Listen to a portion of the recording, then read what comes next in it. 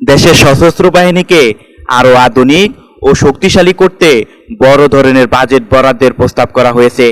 আধুনিক অস্ত্র ও প্রযুক্তি কেনা, নতুন সামরিক অবকাঠামো নির্মাণ, নৌসক্ষমতা বৃদ্ধি এবং অবসরপ্রাপ্ত সদস্যদের কল্যাণে নেওয়া হয়েছে একাধিক গুরুত্বপূর্ণ উদ্যোগ। প্রস্তাবিত বাজেটে সশস্ত্র বাহিনীর আধুনিকায়নের জন্য প্রায় ৯,৯০০ কোটি টাকা বরাদ্দের প্রস্তাব করা হয়েছে। এই অর্থ দিয়ে আধুনিক অস্ত্র, গোলা বারুদ এবং উন্নত সামরিক সরঞ্জাম সংগ্রহ করা হবে। বিমান বাহিনীর সক্ষমতা বাড়াতে আকাশ প্রতিরক্ষা ব্যবস্থায় যুক্ত করা হবে আধুনিক প্রযুক্তি। এই জন্য ১২৬ কোটি টাকা ব্যয় স্থাপন করা হবে আইডেন্টিফিকেশন ফ্রেন্ড অর ফো সিস্টেম।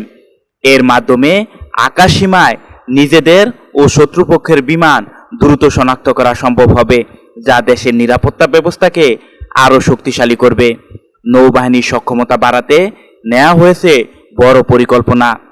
দেশীয় জাহাজ নির্মাণ শিল্পকে কাজে লাগিয়ে 4টি বড় টহল জাহাজ নির্মাণে প্রায় 734 কোটি টাকা বরাদ্দ চাওয়া হয়েছে। এর ফলে সমুদ্র সীমায় নজরদারি ও নিরাপত্তা কার্যক্রম আরও জোরদার হবে বলে মনে করছেন সংশ্লিষ্টরা।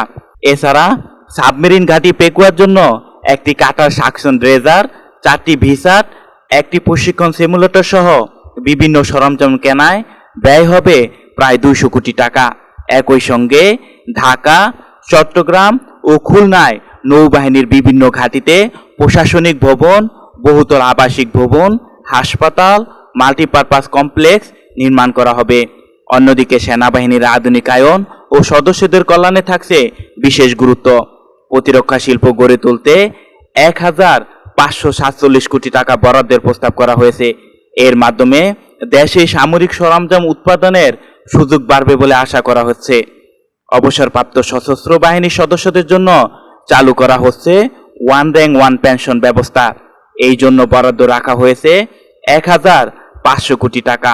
এর ফলে একই পদমর্যাদার অবসরপ্রাপ্ত সদস্যরা সমান পেনশন সুবিধা পাবেন। সব মিলিয়ে প্রস্তাবিত এই বাজেটে দেশের 3 বাহিনীকে প্রযুক্তি নির্ভর, আধুনিক ও আরও কার্যকর বাহিনীতে রূপান্তরের পরিকল্পনার স্পষ্ট প্রতিফলন দেখা যাচ্ছে। একই সঙ্গে স্থানীয় প্রতিরক্ষা শিল্প ও সামরিক অবকাঠামো উন্নয়নে গুরুত্ব দিচ্ছে সরকার।